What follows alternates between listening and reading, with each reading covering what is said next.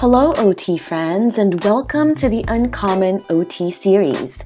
I'm Patricia Modis, and I'm your host, a Filipino-American, native New Yorker, currently based in Los Angeles, bulldog mama, and an uncommon occupational therapist myself for the past 22 years. On this podcast, you will hear me proudly feature the unique careers of occupational therapy practitioners working in non-traditional and role-emerging practice areas, settings where OT is uncommon. I invite you to receive a dose of OT inspiration, to learn, to think outside of the box, and to be energized and motivated to follow in these unconventional paths. Happy listening.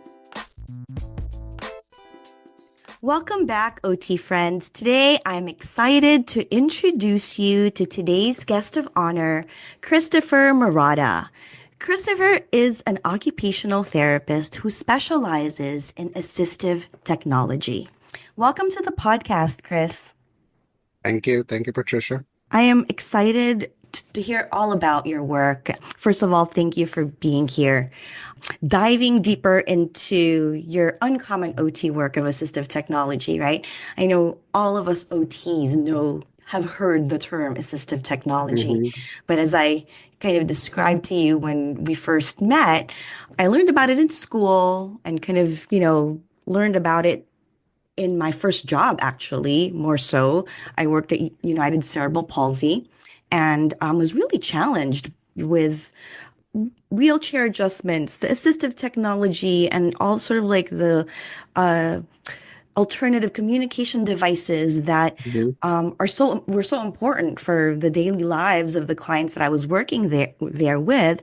However, I didn't feel super equipped with all of that knowledge or really prepared for all of that, coming out of OT school. So I wonder if, most curriculums are different today and OT students are feeling more equipped, but I think this is a really important conversation to have.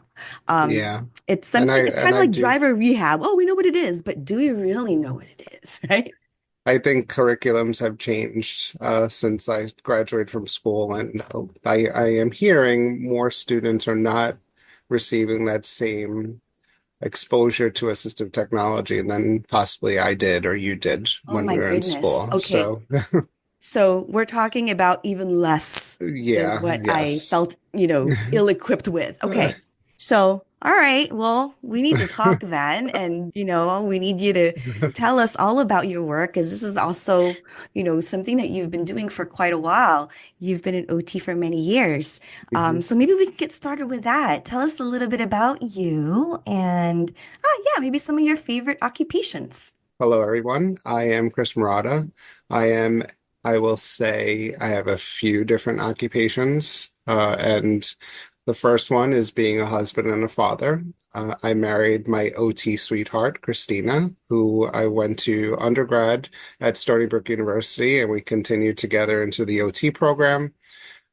She currently practices as a preschool and early childhood therapist, and has not gone into the different directions I have gone since graduation. Since we graduated, we are married and now have four children. Mateo, who's at FIT in New York City, Lucas, who's at Boston University, and I have a daughter, Gianna, in high school, and a daughter, Kiara, in middle school. And the one that says hello to me the most and is so excited to see me is my little, well, not little, female chocolate lab, Coco, that's at the door ready for me when I walk in. Uh, Oh. so husband, father, an educator. I do teach adjunct at Stony Brook University, Touro University, and now teaching lab at Hofstra University in the field of assistive technology. Also, am a big tinker. I love to adapt. I love to solve problems and build and also design. I'm getting into things like using CAD software and for 3D printing, and even learning to code to bring my adaptations to the next level. Got it. With some help, with some YouTube and with some ChatGPT, I'm learning to code. I am also a tinker at home, a big DIY type of person, which probably is why I love doing those adaptations. I'm the type that never calls someone to do a job in my house. I have to do it myself, and I probably spend more time than I should because it has to be perfect. But I bring that same mindset to when I adapt something. I love to take walks with my dog and go hikes with my wife. And I could definitely go down rabbit holes trying to learn new things on the web. But I can't wait to actually sit down sometimes at the end of the night and just veg next to my wife and binge some Netflix. I've been in OT for over 20 years. I started at St. Charles Hospital, which was an inpatient rehab center out on Long Island in New York. And I was basically working in orthopedics, hips, knees. My favorite was working with amputees. So back then I was not too much into AT, but I guess if you think about durable medical equipment and then starting to really get into just wheelchairs and understanding wheelchairs, that's when that was pretty much what I was doing. I was not adapting anything. And maybe the only adaptations were to treatments and things like that, but Mhm. nothing, not a physical device in any way. Because in the hospital, you also have to deal with time and people being discharged pretty fast. Yeah. But after being there for a while, I started going into the field, going and branching out and working in neuro and starting to work at group homes and some home care and things like that. But a few years into working, I ended up seeing a job posting at the Henry Viscardi School, which is where I am now. And when I was in school, I spent 20 hours there on a level one field work. And I fell in love with the assistive technology that they were using. Like you mentioned before, seeing augmented communication devices, children in power wheelchairs, using computers that would using dictation in computers. And this was before everyone in the world is using dictation. Like they Yeah. were talking to the computer and it was writing what they were saying. And I fell in love with it. So when I saw there was an ad at that school, I said, I'm just going to go for it. And I was not, I thought I was going to graduate and become a hand therapist. There was no way I was going to get into peds like my wife was in peds. But I knew I loved that aspect of OT that I didn't really even understand. And I ended up going there. And ironically, my wife actually did her level two at that school.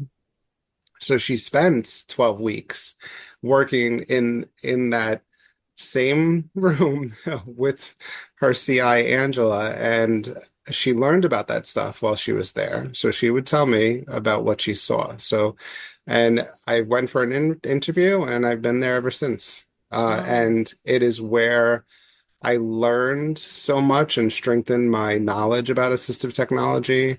And it has led to so many different things because it's such a niche type of field, I would say. Like, because you could learn about some things, and some people go and become a consultant in a school, but they're not exposed to everything like I Yeah. am. And because where I work, I see all that, that it's led to different things like teaching. Mhm.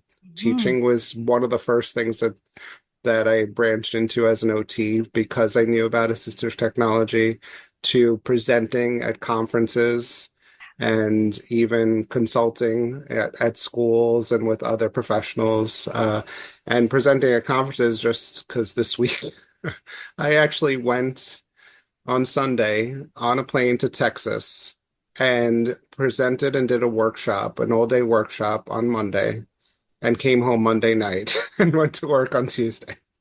So right now this is good because I know here in New York it's almost 9:30. Yeah. Good thing we didn't do this a couple of days ago because I would have been very tired.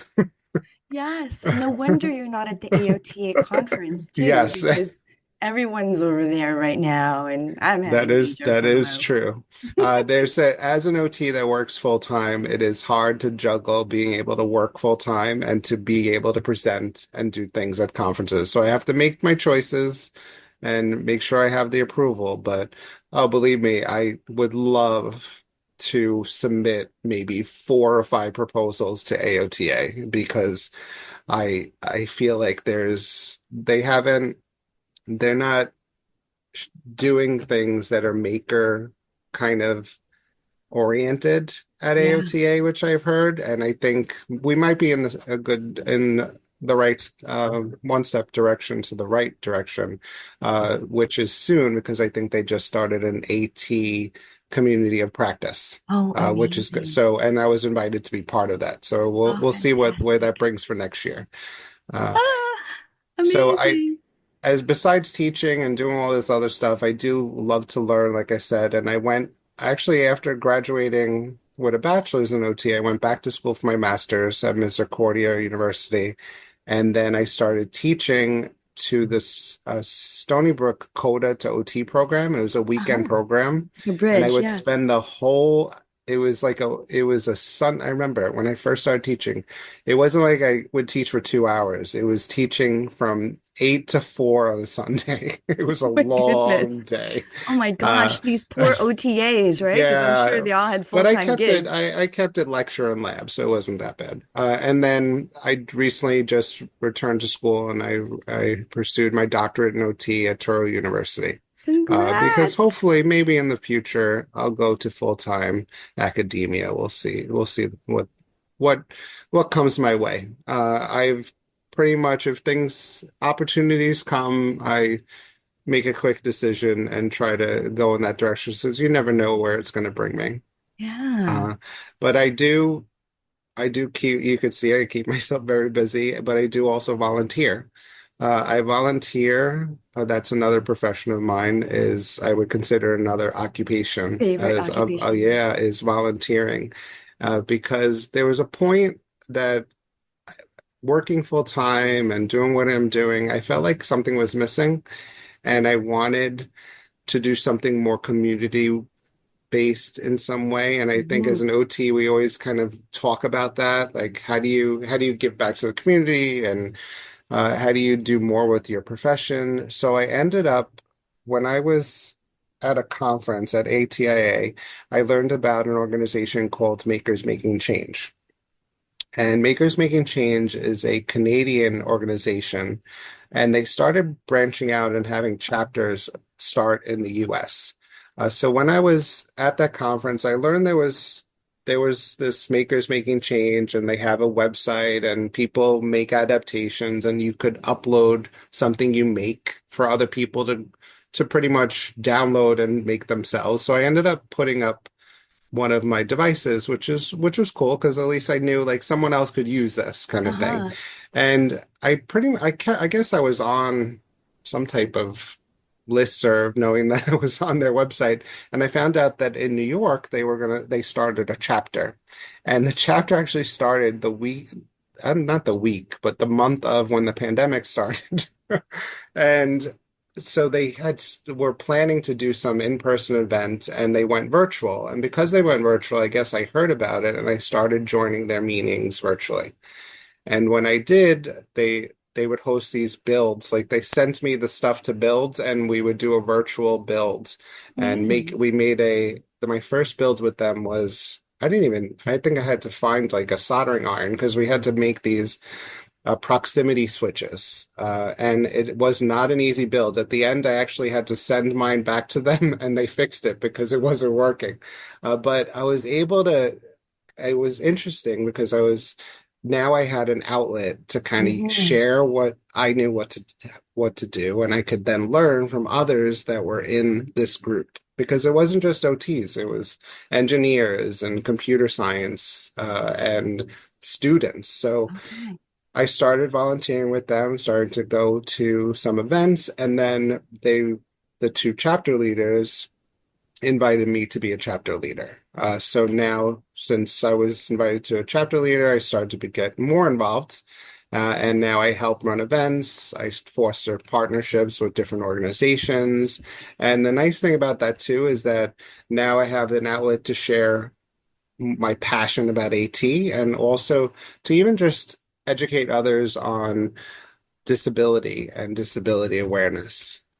Absolutely. Oh my God, that's amazing. Mm. We definitely want to put these links on your show notes so that Okay. people can access, um, yeah, makers making change, and I'm sure Mhm. there's a website, right? And Yes, there's a um, website.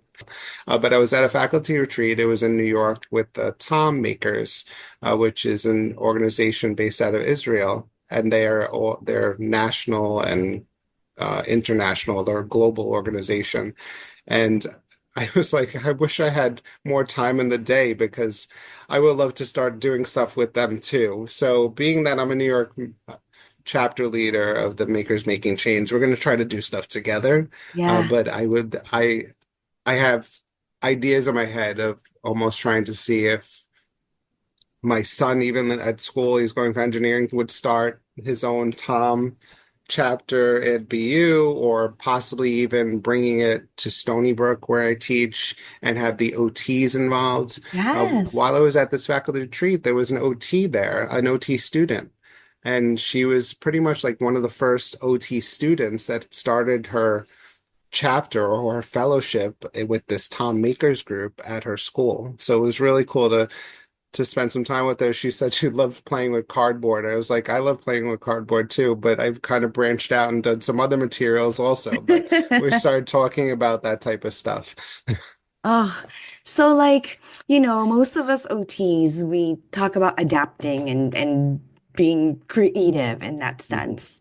But I think in your case, we're talking about adapting on a different level, right? mhm, So now you're actually, you know, adapting. So rather than just adapting a standard wheelchair for a person to be able to use, you're actually creating products or items mhm, that are specific to individuals, right? And I mhm, think that's, really important for us to kind of understand too that, or for our listeners to know is that there are existing, I guess, durable medical equipment or just equipment that's, we normally see out there in the OT space, and those mhm, can be adapted, but this is adapting specifically for an individual and mhm. creating something just for that individual. Yeah, there's plenty of things that are on the shelf or that you could order.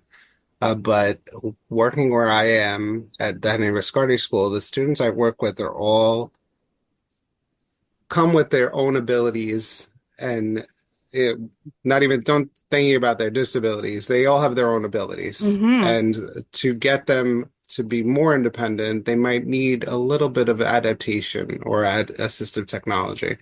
And may not be something out there. To give an example, like even a stylus that you purchase from Amazon, that Mm-hmm. stylus may not fit in the hand of a child with cerebral palsy.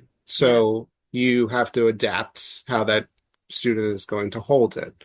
Now that adaptation is not available online or even in the store, so you make it, you Yes. create it, and you create it with the least expensive material you could find because you know it might get lost or you know that it might break. So Yeah. you make it with, I would say when I first started adapting, we were using splinting material to make things. But now I would say I would use things like PVC pipe and foam, and the 3D printer has been a big, uh, I guess, the biggest piece of equipment that has changed a lot with adaptation because I could create and design something and then be able to just print it again if something is needed. And then I can also now share it with others that could use it too. So do you guys have one at the So Henry Viscardi School? I have myself, I have two printers now at home, and we have a printer at work. We actually now we have two printers at work. One that was donated, and I actually put right next to my desk where I treat, because sometimes I'll print something while at school. Today, actually, I designed and made a switch mount for one of my students. I had created a PVC mount that went on her wheelchair tray, and she's been using it, and we testing like placement because one of the biggest things is an OT. Always tell students of mine and everyone is that we work on access. Yeah. So being able to access something. So for this particular student is access to her iPad using switches and switch scanning. So she went from using one switch to using two switches, and she has this big, what we call jelly bean switch on her tray mounted with PVC. But these students that I work with get on a bus, come back and forth from home every day, Mm-hmm. just like any other student. And with all this equipment, things break. So There's wear and it's tear. been a lot of consistent breakage with this new mounting system that I created for her. And today I'm trying to use something on them that I could purchase from a store or from online and incorporate an adaptation to that, making something on the 3D printer. So I made a mount for a switch that will attach to there's a company called RAM Mounts that is not for disabilities. It is for someone who wants to put a computer in their car and be able to grab it, and it's heavy duty. So the mounting system is RAM, and then I created something that will hold a switch that will attach to that mounting system. And I printed it while I was working today. So now tomorrow I'll try it out with that student. Uh, Oh, it is definitely, yeah, the 3D printer has changed a lot. And especially because with the makers making change, for instance, a lot of the stuff people make, they'll share, or makers making change themselves will create things and post it on the website. And I could just download it and try to make it at amazing. school. It's really great to have that collaboration. Mhm. With the 3D printer, and everyone at work knows that I design and do stuff. Like today, one of my colleagues, Kate, uh, actually, she just kind of like drew a picture of something she wanted. She wanted me to make a phone holder for one of the students that could be attached to his wheelchair armrest. So he needed a particular size, so this way he could get his hand in it. And you could buy a phone holder, I'm sure, for a wheelchair, but it's probably fabric and maybe hard to open and close. So Hmm. this is a version of one that I made him in the past that I made out of cardboard. So now I'll make a nice durable method, the durable method of using the 3D printer. Oh, cool. Those are great examples that you just gave us about, the different things that you actually create and adapt for people. I want to take a couple of steps back though, because, here you are doing that now and you're passionate about it and, all of these years have sort of culminated, all of these years of experience have culminated in you being able to do what you're doing. But let's take a step back. So here you were, Stony Brook, um, went to your first job was at the Henry Viscardi School, and then you Well, started second to, job. 5 years later, I started at St. Charles oh, St. Hospital. Charles, that's right. So St. Charles, and then now you're at Henry Viscardi. And did you always, well, first describe for us, I guess, who you serve, with the population that you serve there. What are some of the needs that you're addressing? And, why is assistive technology kind of important in a setting like that? So I work full time at the Henry Viscardi School, which is a K to 12 school for children who are physically disabled and medically fragile. So to give you an example of the types of kids, I would say most of the kids are driving a power wheelchair. We have some kids that are in manual wheelchairs and some that are ambulatory, but all have some type of physical disability. So to give you examples of which disabilities, I would say cerebral palsy, muscular dystrophy, spinal muscular atrophy, arthrogryposis. And then there's these diagnoses that maybe there's one or two of them in the United States. And those are always very interesting to work with. But at the end of the day, it doesn't matter about that disability. It's the abilities that child can bring to the session, and what kind of things I have to do to enable them to participate in the classroom and outside of the classroom. So some when I have a screening, or we talk about stuff even at work, is yes, we write that disability down on paper of what they have, but you're just looking at that student as a whole and see Yeah. what they could do. And at work, I'm also, besides that, being an OT, I'm an assistant head coach for adaptive wheelchair basketball. And I do that with the students, and we have a program that I considered it adapted wheelchair basketball because our program is a hybrid of power and manual chairs. So everybody plays. Mm. And the student, typically a wheelchair basketball program would just be kids in manual wheelchairs or Yes. sports chairs. So we have kids that are in power, or in their own manual chair, or they may transfer to a sports chair. And if they're ambulatory, they sit in a sports chair and play with everybody. And we play at a 2 foot height, a 4 foot height basket, and an 8 foot height basket. So depending on their ability, they shoot at that level. And there's all these rules and things like that.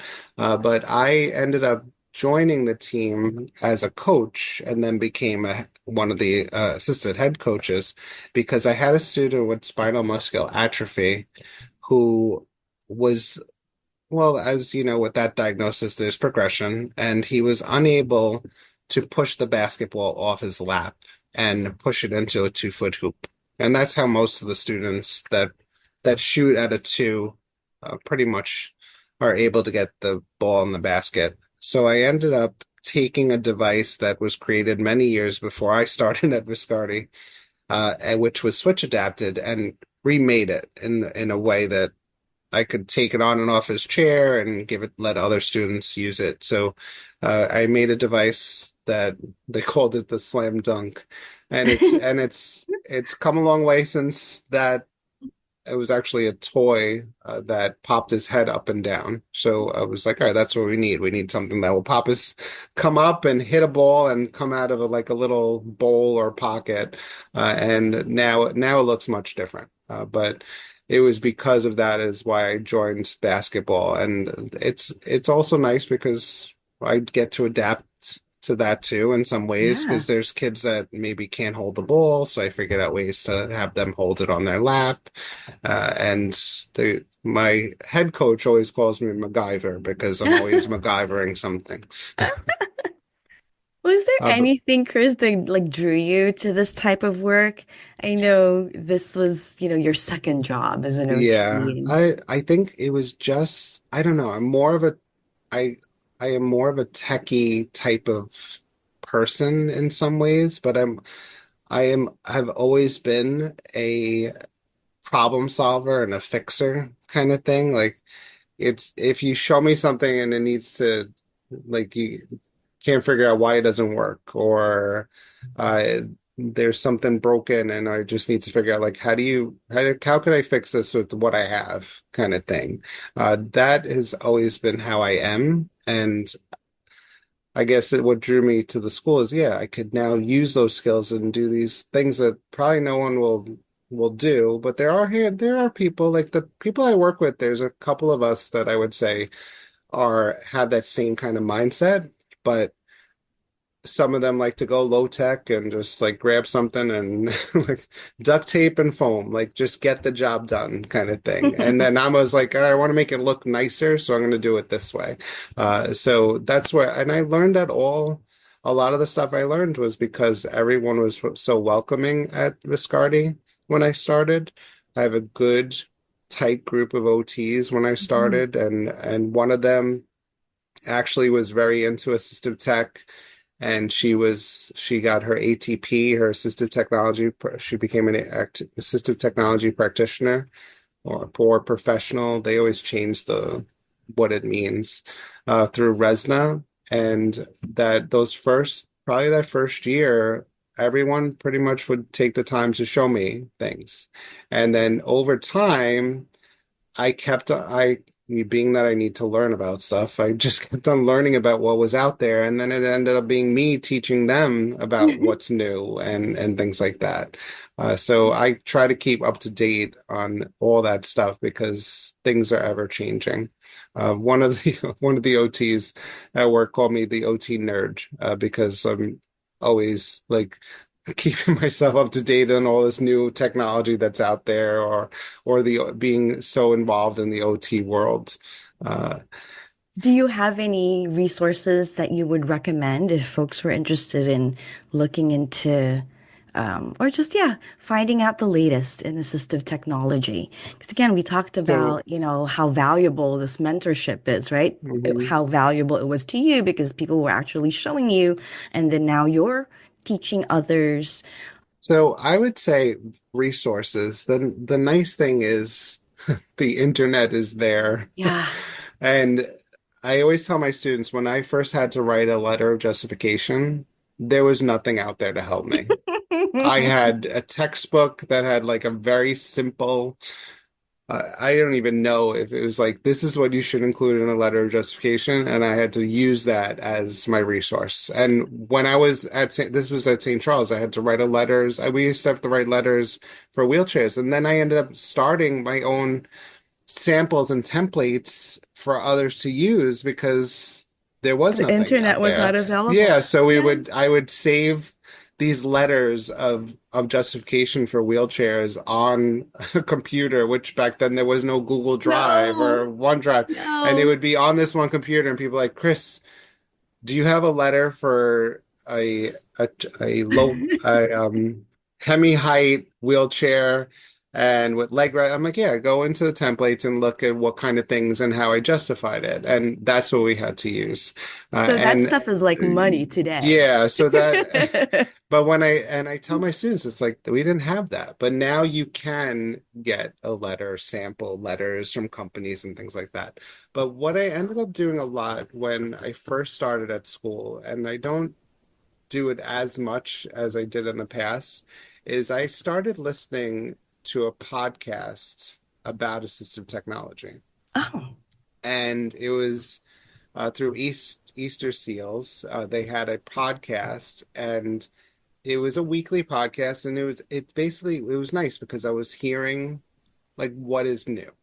yeah. And then they started branching out, and it was like Q&A type of podcast, and it was like the 1 minute podcast, but that that sparked like this other world of stuff that you wouldn't hear because I'm just an OT working in a school. So Yeah. it was good to be able to hear that stuff back then. And now, little by little, I've seen more things like from companies putting something out there and putting a presentation on their website and stuff like that, and then you do see more AT type courses on these CEU type of websites that have webinars that teach you about switches or Yes. teach you about wheelchairs. So that has definitely, I've seen an increase in that, which is nice to see.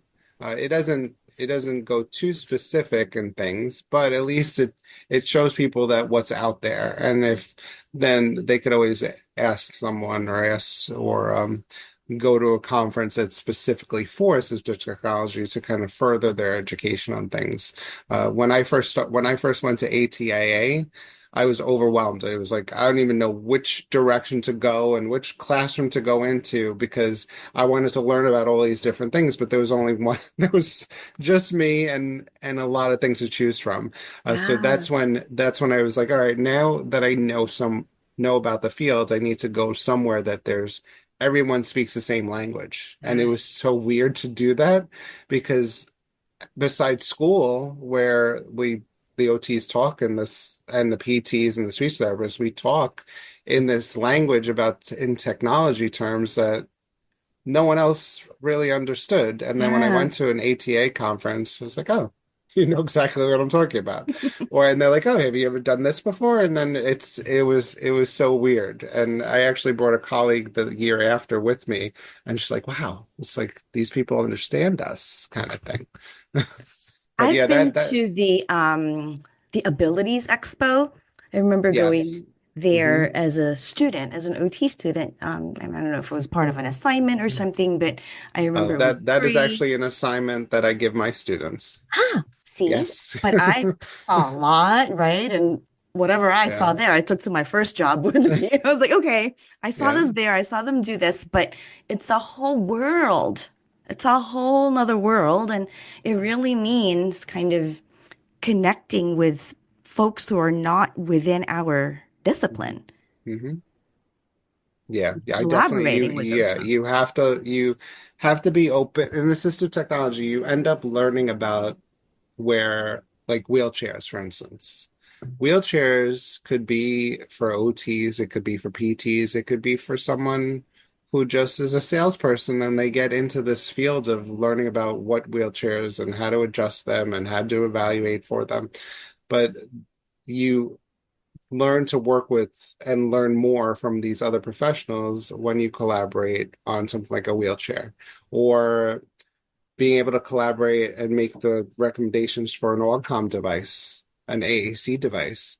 You work with a speech therapist, and Hmm. by working together, they see your perspective of things, and you see their perspective of things. And the person who benefits from that is that student that you're working with, Yeah. because you are working together.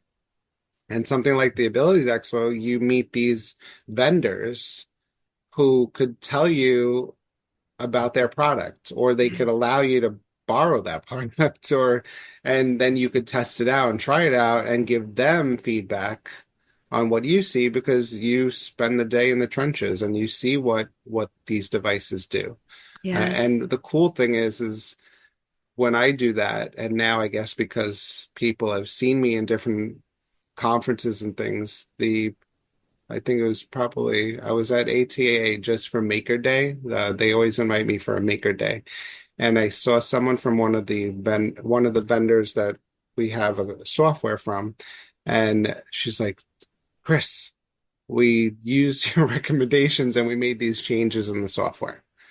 And I was like, "That is so cool to hear that they took Congrats. what I asked and put it into their software to make it more accessible." Yeah. Amazing. So, okay, we've made that point very clear that here you are, you have this expertise, right? And this other person learned of it and kind of thought, wow, this is Mhm. really great. We're going to incorporate this into our product or into our service, right? So, which kind of leads me into the whole money matters salary sort of conversation, right? Because, Mhm. I think working in assistive technology or in some, I think the common term right now for like sort of like the overall umbrella of this area of occupational therapy might be like health technology. Would you agree? Yeah. Because there's so much. There's documentation, there's product design, right? Which is Yeah. intertwined with yours. Yours is really very specific to product design for people with physical disabilities, right? So that's like a sort of sub niche there. But I guess with all of that said, it's we can be all over the place in this umbrella, right? There's Mhm. a few different roles that I see us holding or being really quite good at or well suited for. So, is there anything that you can share with our listeners just about money matters, salary advice, what conferences to invest in, to go to, like to learn, any of that kind of advice? So, as far as salary goes, I am still technically a full-time OT. So my salary is paid for where from the school that I work for. The only bad thing is the school I work for is actually state funded. So it's not like I'm making the same salary that a teacher would make or an OT that works in a district Right. in our areas. So where they're not paid through taxes, then get a nice cost of living at the end of the year or anything like that. We are probably the least paid OTs and other staff compared to anywhere else.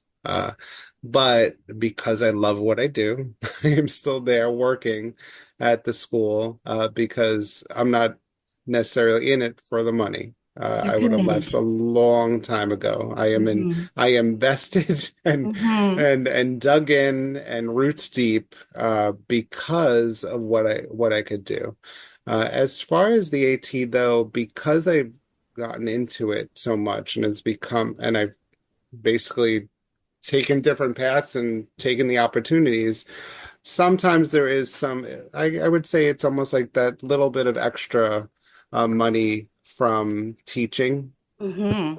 from adjuncting, from conferences. I had this conversation with my cousin who's an ER doctor, and he goes, "They never pay me to go to a conference. I'm always paying for a conference." And I said, "Yep, that's the healthcare Same. field, right?" These conferences cost $350 or $500 to go to a conference, and even if you talk there, even if you talk three times, it doesn't matter. No. You are paying for that conference, so you Yes. have to make that decision and decide like what do I need to hear more about, kind Yeah. of thing. And sometimes the decision is okay, ATA is industry based AT. Do I go there or do I go to Closing the Gap, which is more education based? And for the past couple of years, I've decided to go Closing the Gap. I feel like it's what I do on a daily basis, and I'll take more from that. But the nice thing with Closing the Gap is they invite me to come and do a pre-conference. And from there, I do get something monetarily and also perks for the conference itself. Yes. But going to the conference, yeah, for years I was paying a lot of money to go to a conference. But yeah, that it has opened up the AT niche has opened up definitely teaching, Yeah. definitely presenting, going to Mm-hmm. Texas for a You're a day. subject matter expert, Yeah, so so you're yeah, getting invited. that's what has definitely been, but it's not like it's the same thing as someone always tells me, why don't you patent your designs? Okay, but it's such a niche area. Maybe it helps a couple of people, but no one's out there to buy it. So I'd rather share open source and have other people make it. And you know Yes. what? That impact is going to be greater if I do it that way. And then with also, so besides conferences, if I do an evaluation for school districts, and that's little, like it counts probably less than five this year, doing something like that. Actually, I haven't done any this year. Uh, there's sometimes I'll do something like that, which is nice because it expands and sometimes it might be a harder type of eval, but it expands what I do on a daily basis at school, and I could do it for a school that's in a local district near me. And Yeah. and that has some financial pluses to it, but again, it's I'm not in it for that Yeah. kind of thing. Well, thanks for sharing, all of that. Yeah, I think this just kind of helps guide again our listeners, right? Mhm. And they're just more informed. But I absolutely, And listen, I've had plenty. There was a time in my OT career that I would leave the hospital and then go do home care and then go to a group home and then work on Saturdays. And actually, I worked every Saturday since for a long time. And I think it was right after the pandemic I stopped working when I went back for my doctorate. So I was working 6 days a week mostly, besides work. So as an OT, you could work extra if you want to make a little extra money. But yes. I was working every Saturday. I But think things at have one, changed, and now I volunteer on a Saturday instead. but you're still working. Um, but no, once upon a time, I think I had seven jobs. That was like the most Yeah. I was juggling at No. the same time, right? And I know some people are probably like, oh my God, that's a lot. No. But I loved, being able to juggle all of that and being able to do different things and being in different places. So I totally get it. And this is such great advice again for our listeners. Do you have any other career advice for any of our listeners who might be interested in, learning more about AT or branching out into AT? So one big thing, like as far as being an OT, like you said, you like to juggle and try all these things. I think it is very important. Like I said, being in school, I remember I spent 2 years in an outpatient clinic volunteering. And in my 20-year plus years that I've been an OT, I spent one day in outpatient covering for another therapist. So I I have pretty much tried all the different areas of OT and the different things that we could do, mental health, orthopedics, neuro, pediatrics, working in subacute, working in patient rehab, one day in outpatient rehab. But like I have definitely fell in love with the AT route and also fell in love with just teaching people to what you could do with even just a tiny muscle movement to be activate a switch that could control a computer that could then be your voice or be your the way you access Netflix to watch a movie. Like there's Yeah. it's so such so impactful to be able to tell people, listen, it doesn't you don't have to be able to use a mouse or keyboard to use a computer. Look at what I've seen. And then just take chances and ride the waves wherever your career takes you. I have learned that over the years and now I do it more is just kind of like go with the flow. Don't be afraid of trying new things, explore where the profession could take you because it could take you into an uncommon pathway, which many may not take. Yes. And it also leads to these experiences and opportunities that you may not have. Yeah. And one example, because my son tells me, goes, Dad, you're gonna have dad lore. And I was like, what does that mean? Dad lore. He goes, yeah, you're gonna have these stories to tell about like the adventures that you've been through and stuff. And because I've been involved in this AT, yes, I get invited like this past weekend to get invited to actually last week to get invited to a faculty retreat about for these Tom makers and we made a toddler trainer. We went through the city and visited maker spaces and went to this Mercer Labs in the city, which was like such a cool immersive art museum. And I was I've like, been there. Yes. I was like, when would I ever have done that? I didn't even Yeah. knew that was there. And then to go to Texas, and I was telling people, I was like, never would I thought I would do something like this in the past. I probably would not have. But I was invited from someone I met at a conference, a director of AT in Texas, Shannon. She sent us an email and said, "Oh, why don't, since you're in Texas, we're going to come to your workshop. But when you get here, come over. My husband will cook and we'll go out on the boat."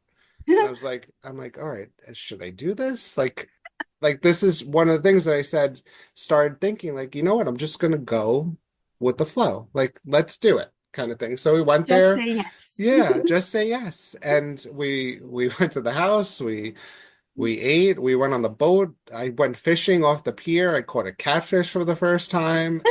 And where else would I have done something like this to be able to talk about it, right? So, and it's because of the path I chose, and just being able to go in those directions and the people I've met over the years because I've been doing more presentations and going to conferences and networking with people and being even like the Abilities Expo, meeting people from other countries and just learning what they do and their interests in what I do. And it's led to so many different things. And as an OT, yeah, you could get a job and just do that for 35 years and then retire. And there's plenty that do that. Or Yes. you could end up like my wife, she works in preschool and she works in peds and happy to do so because it's the pathway that she enjoys and she loves working with that age group. And some people like working with geriatrics and just that age group. And believe me, I never knew I would work with little kids, and I always say I try to avoid kindergarten, and I'll go from first grade and up. But I worked at all the ages at school, and it's just being able to really explore what OT can take you, where it could take you, kind of. Yeah.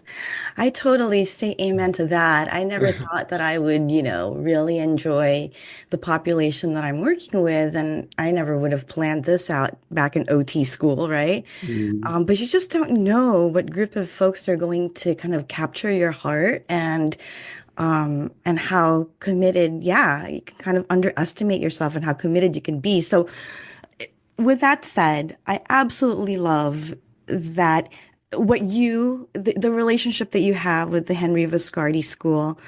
I believe that you're both assets to one another. You know, they wouldn't be the Hmm. same without you, and you wouldn't be the same without them.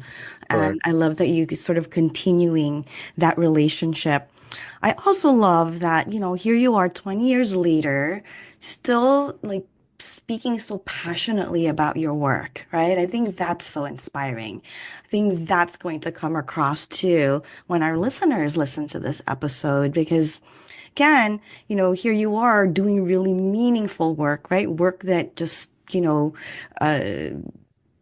like to talk about.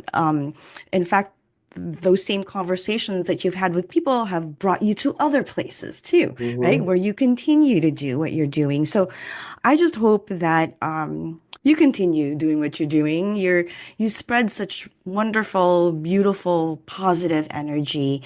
I love that you're out there representing occupational therapy. And, thank you so much for sharing with us your knowledge and, your expertise. If our listeners were interested in reaching out and kind of Hmm. picking your brain a little bit or just getting some advice, would that be okay if they got in touch? Yeah. Yes, that's fine. I always tell my students, I said, listen, in another 2 weeks, they're going to cut my email off. Here's my other email. You could always email me, even in 5 years from now. And I've had students do that. And it's now open to anyone pretty much that is interested or even has a problem. I am not a person to write a lot in an email. I'm more of a couple of words and ask questions about why and try this and try that. Well, you're But busy. You got a yeah, lot going on. I am always open to work with that. I've done it a couple of times even at conferences afterwards. Some people that were at the talk will email me and I try to problem solve with them on something to try with the person they're working with. And I love it because it's showing that they're interested and they appreciate what I could possibly bring to the table. And I'm also someone that if I can't help or figure it out, I use my resources. So I ask the OTs at work. I might even ask the other professionals I work with because they're they're all beneficial to my knowledge and education. So they all have something to bring and they might think of something that I might not think of. So I know how to tap into resources when needed to. But Yeah. definitely they could all not don't email me all at once, but that's okay.